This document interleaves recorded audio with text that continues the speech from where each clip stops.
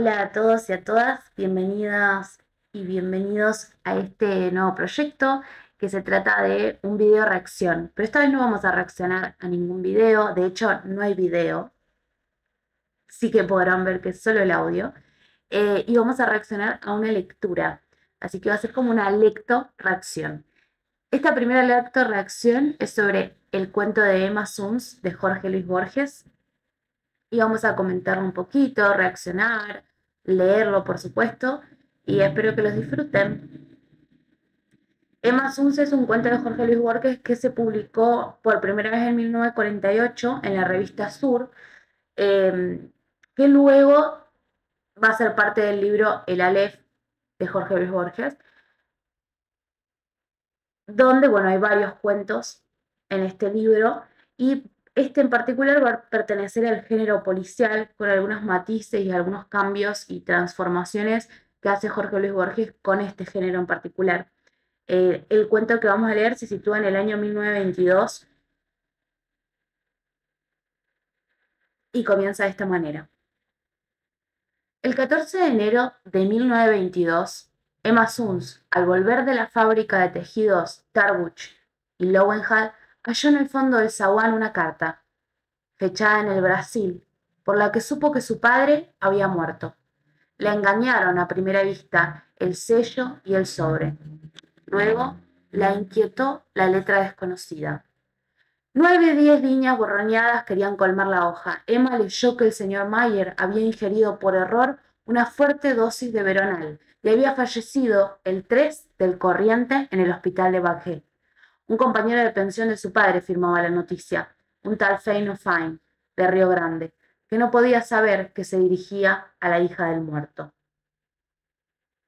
Este es el primer párrafo donde nos introduce el tema del que se va a tratar. Ya con estas primeras líneas nos damos cuenta de lo que le está sucediendo a Emma, que es el reconocimiento de la muerte de su padre, el señor Mayer, que había ingerido o había muerto por la ingesta de barbitúricos. Se menciona en esta primera línea a la fábrica de tejidos de Tarbuch y Lowenthal, que va a ser también el eje que va a regir el cuento y es donde Emma trabaja.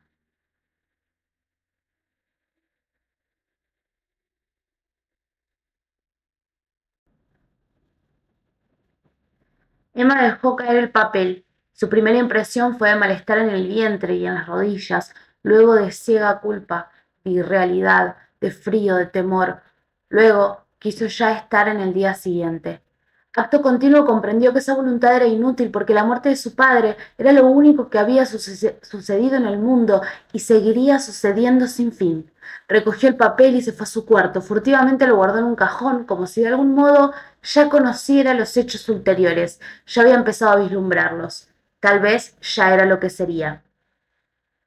Acá en este párrafo podemos ver claramente la intención de Borges de aplicar esas temáticas que van a regir mucho de sus relatos, que son la continuidad del tiempo o la circularidad del tiempo, la infinidad, la eternidad. Cuando él dice que, digamos, que la muerte de su padre era lo único que había sucedido y seguiría sucediendo sin fin, está hablando en términos de un tiempo que nosotros como sociedades conocemos, que tiene que ver con el tiempo como algo circular que no termina, que comienza y finaliza, pero que a la vez es eterno. Y además, cuando dice que conocía los hechos ulteriores, es decir, lo que iba a pasar, y ya había empezado a vislumbrarlos, Emma ya era la que sería. O sea, Emma está siendo la que va a ser cuando sucedan esos hechos que todavía nosotros desconocemos. En la creciente oscuridad, Emma lloró hasta el fin de aquel día del suicidio de Manuel Mayer, que en los antiguos días felices fue Emanuel Suns. Recordó veraneos en una chacra cerca de Gualeguay.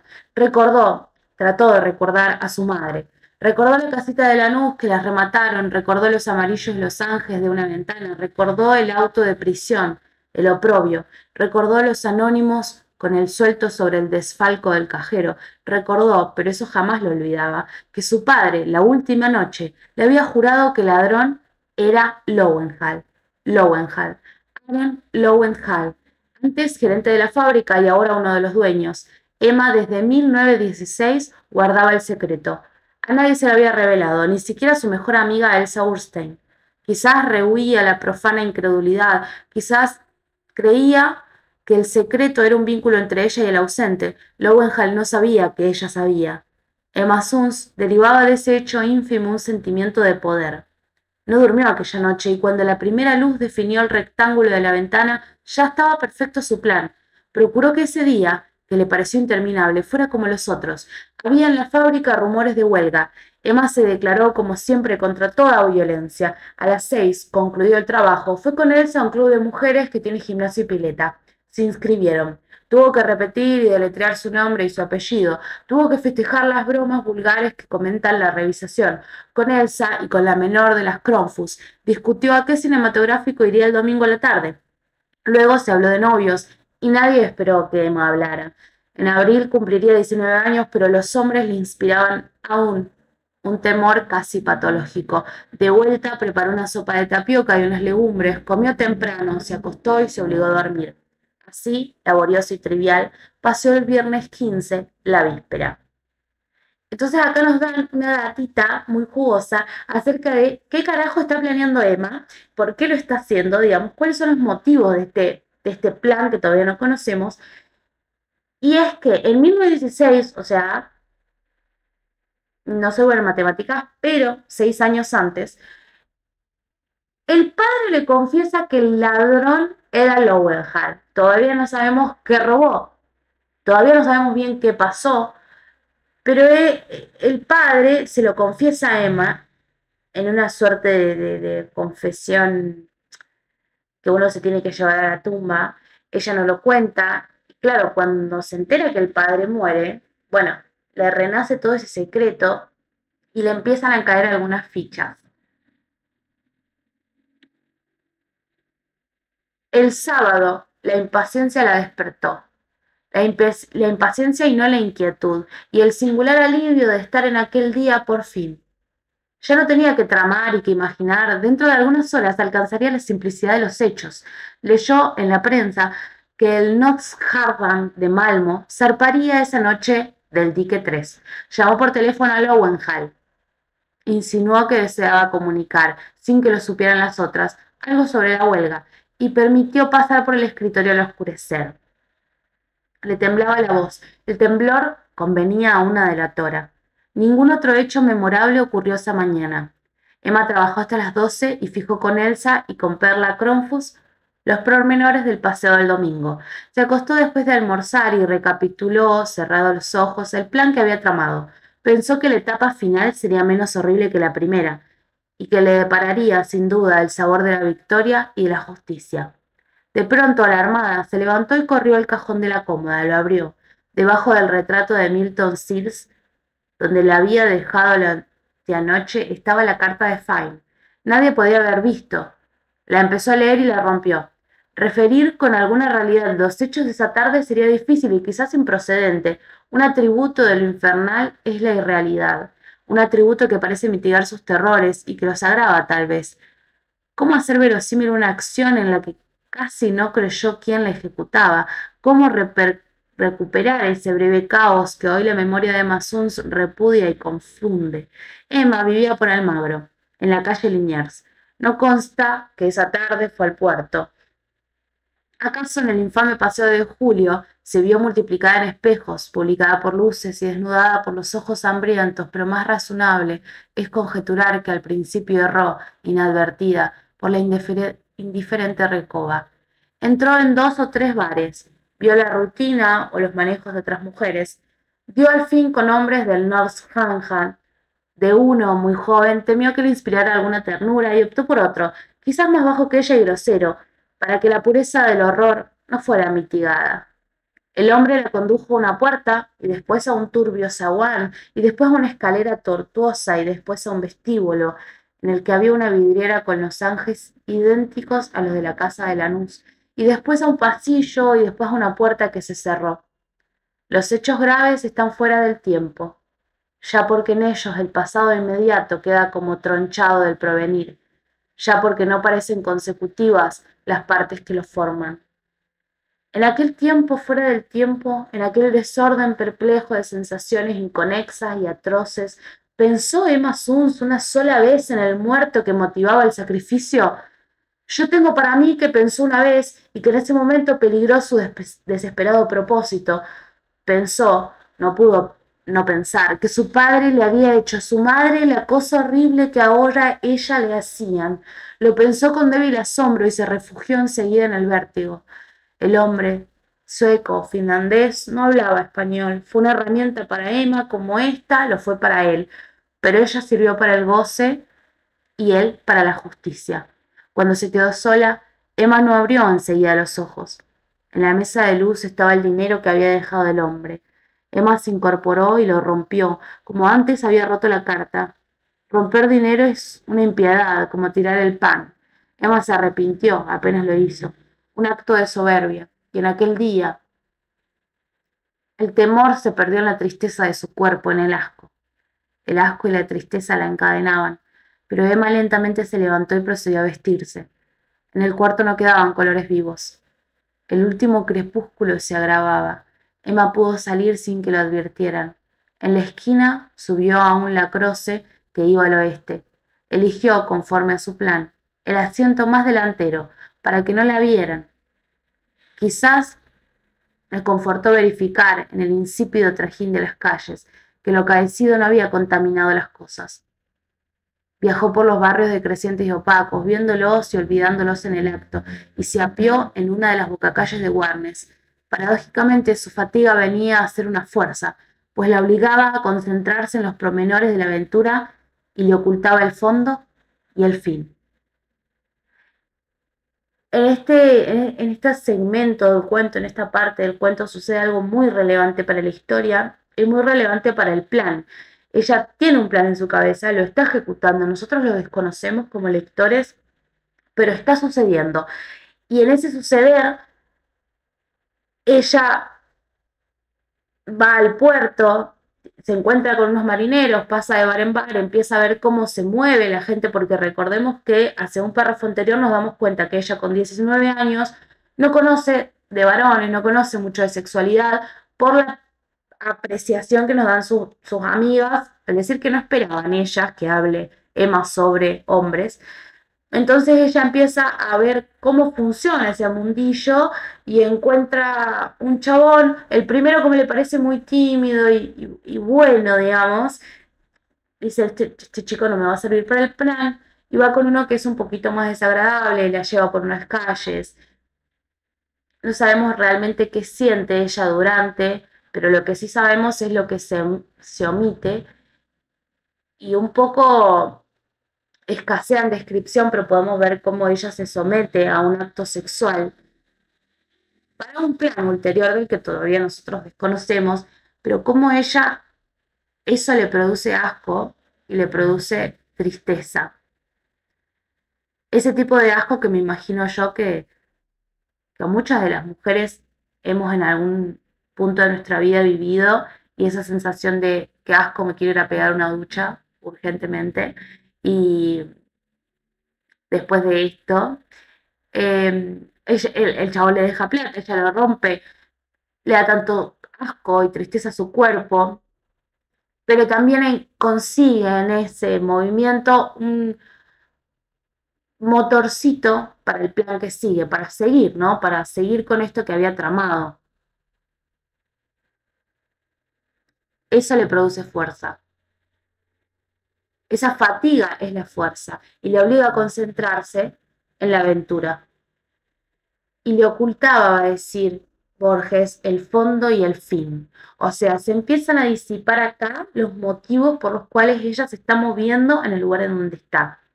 Otra cosa muy importante es la relación que encuentra ella con sus padres, no solo porque las calles o las paredes le remiten a sus casas de la infancia, sino que además cuando está sucediendo lo que está sucediendo en ese acto sexual tan podríamos decir mordaz o grosero o tal vez brusco, no hay mucha descripción al respecto, pero sabemos que al producirle asco pues no ha sido muy placentero. Ella dice que no pudo no pensar que su padre le había hecho a su madre la cosa horrible que ahora a ella le hacían.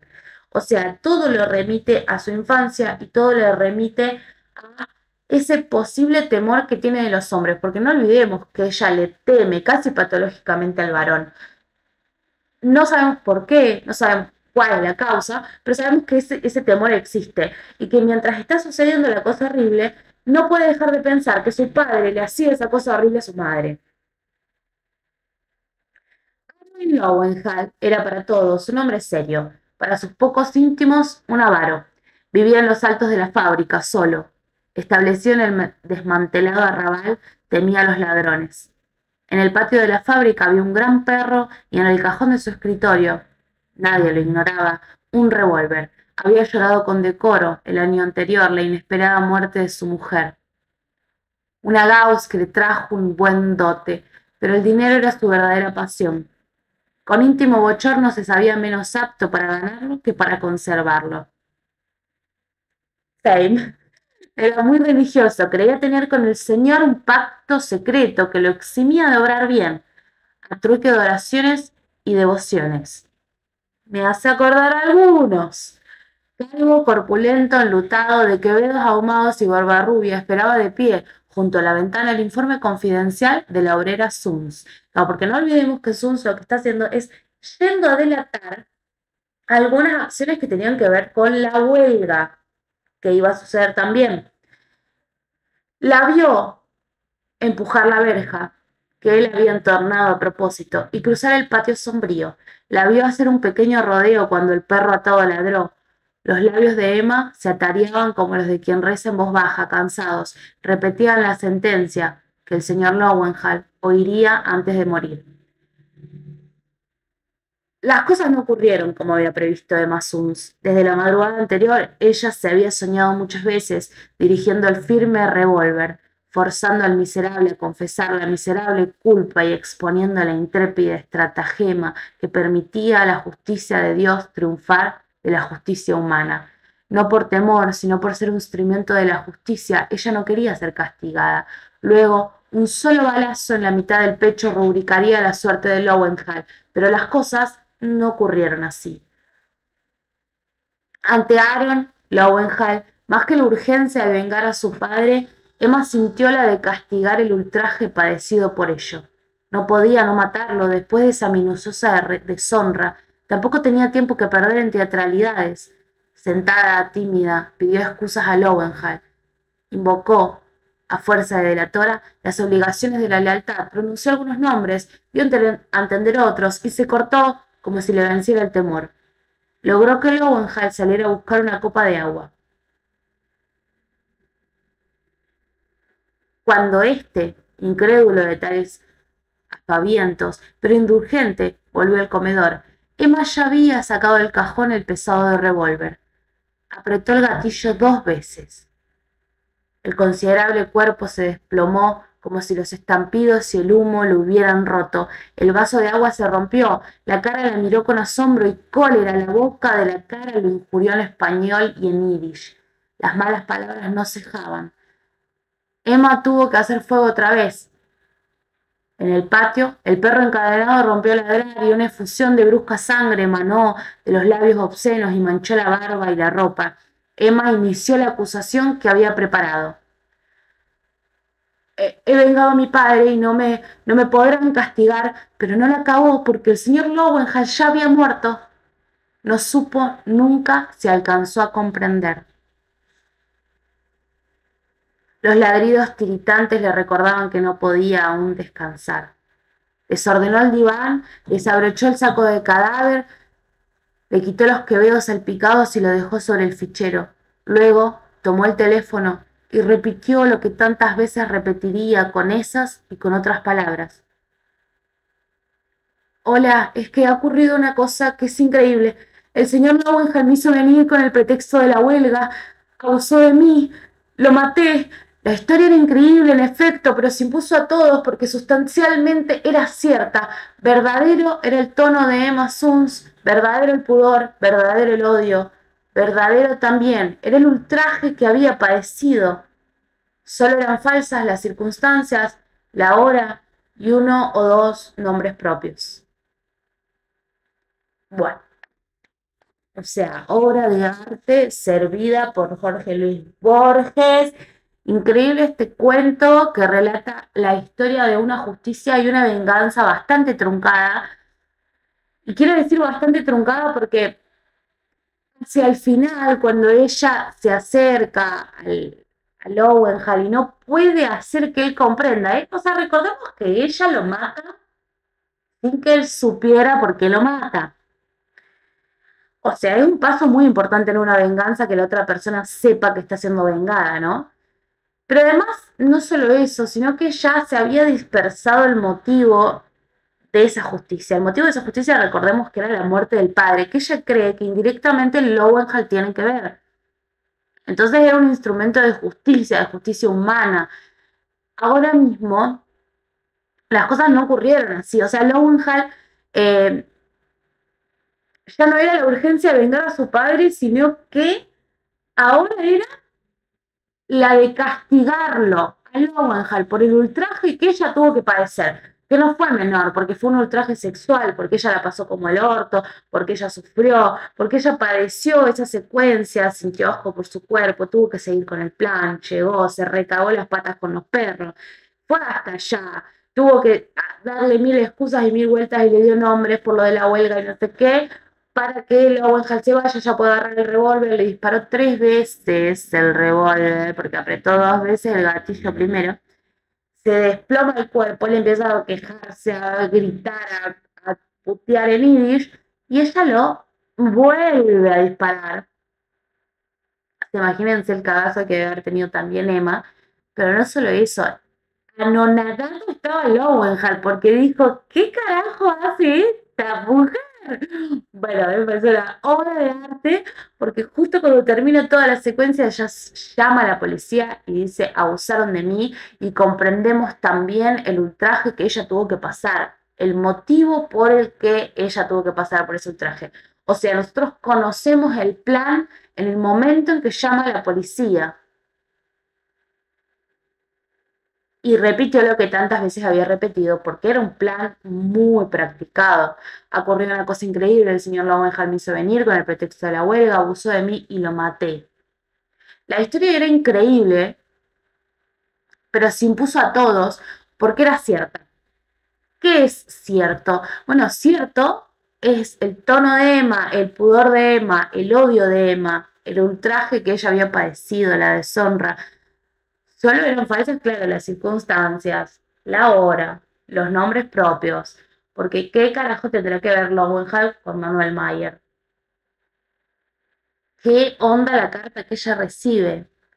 Nos quedan muchas preguntas sobre el relato, porque muchas preguntas no se pudo responder Emma Suns, y de hecho, para mí, ella comete todo este acto de venganza no sabiendo nunca la verdad del relato, no sabiendo nunca toda la historia completa, como ninguno de nosotros y nosotras sabe ninguna historia completa, y se le va la olla. O sea, a Emma Sun se le va la olla. Ella dice, bueno, listo, lo voy a matar a mi jefe. Lo voy a matar a mi jefe, dice ella. Y cumple su objetivo. Así que al final uno genera tanta empatía con Emma Suns porque dice, amiga, estás descolocada, pero yo te acompaño hasta el final de los tiempos.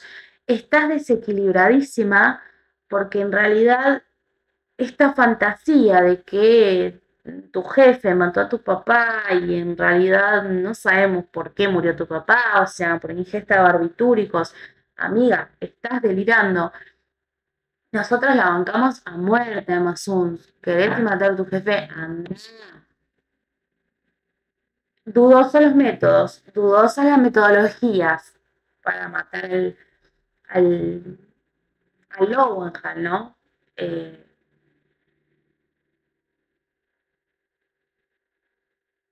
pero bueno, la verdad que nos ha dado Emma Suns nos ha servido Concha, y la verdad que es fantástico leer este cuento de Jorge Luis Borges, ahora sí hablando un poco más en serio, porque no solo pertenece al género policial, sino que lo transforma de una manera muy particular. Nosotros de antemano sabemos que hay un plan hecho a la perfección. Lo que vamos a ir haciendo es descubriendo con el tiempo ciertas marcas que nos van a dar el resultado final. Así que bueno, aquí termina este relato de Emma Suns. Espero que lo hayan disfrutado. Si hay alguien del otro lado y alguien lo escuchó, eh, puede escribir en los comentarios algún cuento que le parezca de su interés.